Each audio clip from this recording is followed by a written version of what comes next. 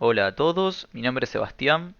y en el video de hoy vamos a hablar sobre el tema cultura y proceso de hibridación.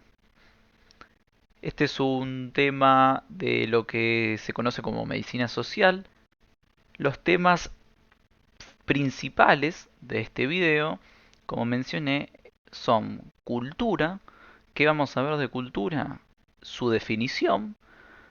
que vamos a ver que hay distintas maneras de definir a la cultura según distintas filosofías y según distintos puntos de vista de autores. En este video vamos a estar trabajando acerca de dos textos que son de Néstor Canclini, que es un antropólogo argentino y que es el material que se encuentra para estudiar en la carrera de medicina de la UNR. En el texto que Canclini habla acerca de la cultura, vamos a poder ver que hay distintas definiciones y que proponer una única definición es algo casi imposible, ya que hay distintos puntos de vista y distintas ideas y conceptos correctos. Vamos a ver que según el punto de vista de la filosofía alemana, según el idealismo alemán, la cultura se entiende como la educación y sobre todo está relacionada al conocimiento intelectual, al estudio y a esas capacidades individuales que están muchas veces relacionadas con el ser inteligente. Según esta filosofía, entonces, la cultura se la considera como la esfera más alta del desarrollo social, mientras que el concepto de civilización se le atribuye a todas aquellas actividades diarias, cotidianas, que tienen que ver con la supervivencia y por ende se atribuye a una clase social más baja, a una clase trabajadora, mientras que la cultura, según esta filosofía alemana, según el idealismo alemán, la cultura estaría reservada para las élites y las clases más altas de una sociedad. Esta concepción, esta forma de pensar a la cultura, ha recibido grandes críticas por ser una filosofía bastante etnocentrista que considera únicamente como elementos culturales a todo aquello que se encuentra dentro de Europa, todas las prácticas y tradiciones europeas, centrándose tanto en el aspecto de la música como la música clásica superior a las otras, distintos géneros literarios y en definitiva considerando como factores culturales a todo lo europeo y de algún modo desmereciendo o eh, estableciendo inferior lo demás. La otra crítica que se le hace es que se deja de lado a la mayor parte de la población, de la sociedad, que son las clases trabajadoras. La clase trabajadora constituye eh, la mayor parte de una pirámide social, mientras que los dueños de los medios de producción está reservado a un grupo más pequeño. Es decir, según el idealismo alemán, lo ideal de la vida sería dedicarse al perfeccionamiento espiritual y cultural y muy poco a lo material o a lo civilizatorio. En contraparte a la filosofía alemana, al idealismo, existe el relativismo cultural desde una mirada más antropológica que propone una definición de cultura un tanto más amplia en la que consideran como cultural a todo aquello que es producido por los seres humanos, sin importar la complejidad, e incluyendo tanto actividades materiales como ideales. Es decir, esta filosofía, esta visión, se puede decir que engloba un poco más a todos los distintos sectores de la sociedad y es un poco más humanista, se podría decir, y no tan etnocentrista como el idealismo alemán, ya que tiene en cuenta no solo las actividades cotidianas, las actividades reservadas para la mayor parte de la población, sino también las culturales. Es como que integra eh, ambas miradas. El relativismo sostiene que cada sociedad tiene derecho a desarrollarse por sí misma de manera independiente y que no se debe juzgar a otras culturas respecto a si una es superior o inferior a la otra. Si bien se puede decir que es una mirada más humanista, tiene dos problemas, dos críticas importantes esta manera de pensar a la cultura. Una problemática que surge, por un lado, es cómo establecer qué conocimiento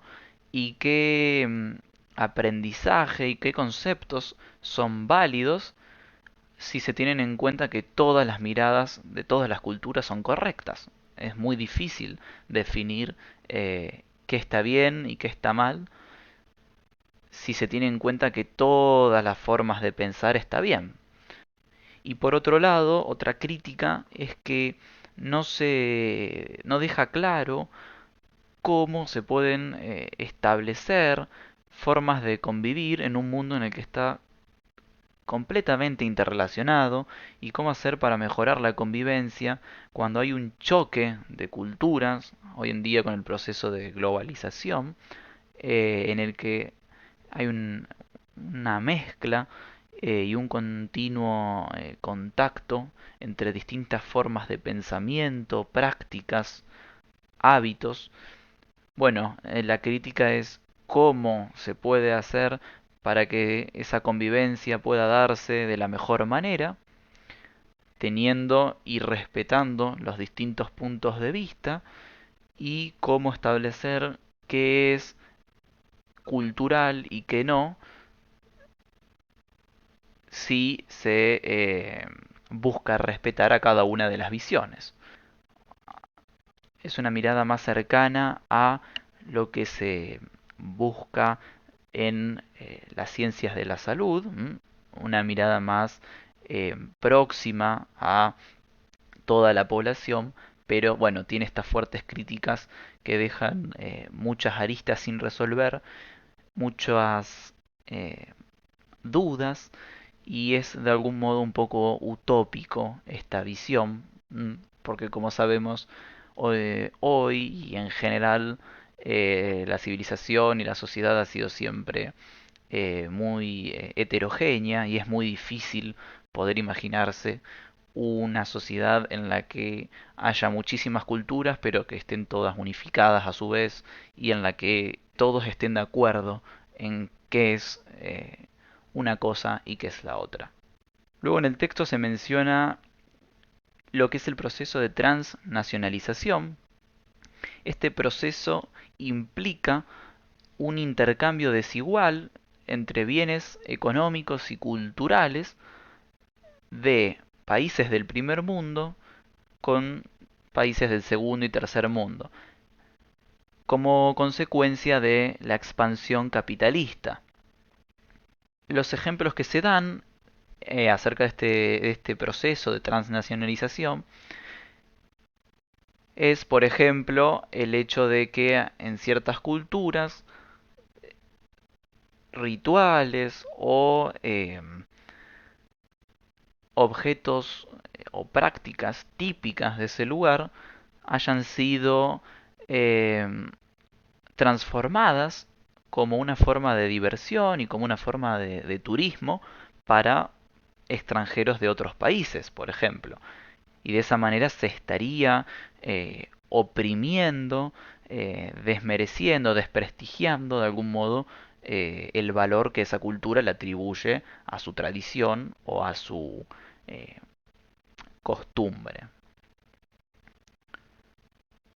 Esto es algo muy común que podemos pensar, ya que hay un montón de lugares, mercados en los que se venden productos típicos de un determinado país y que las personas lo compran y lo tienen en su casa como un mero decorativo y para la cultura originaria, la cultura que produjo ese objeto o ese valor, tiene una representación mucho más compleja y no como una mercadería. Otro ejemplo que podemos pensar es cómo los países del primer mundo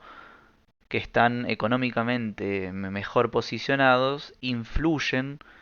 prácticamente por completo en el resto de países y en su economía. Esto lo podemos pensar hoy en día en el caso de Argentina y un montón de países de Latinoamérica, pero también de otros continentes que dependemos del dólar. Sabemos que el dólar es prácticamente la moneda más fuerte. Estados Unidos es un país que está consolidado hace muchísimos años, que es potencia. De esta manera, el proceso de transnacionalización podemos decir que implica situaciones de desigualdad, de etnocentrismo, un poco relacionado con el idealismo, y que hay una opresión visible a distintas clases y etnias que tienen una índole política fuertemente relacionada y que en este texto lo que se plantea es tener en cuenta todas eh, estas interacciones que se dan y entender que todo este proceso impide en gran medida el desarrollo individual, independiente de muchas culturas, teniendo que modificar y adaptar incluso o cambiar formas de producir y consumir en la sociedad. Por último, vamos a hablar acerca del proceso de hibridación cultural,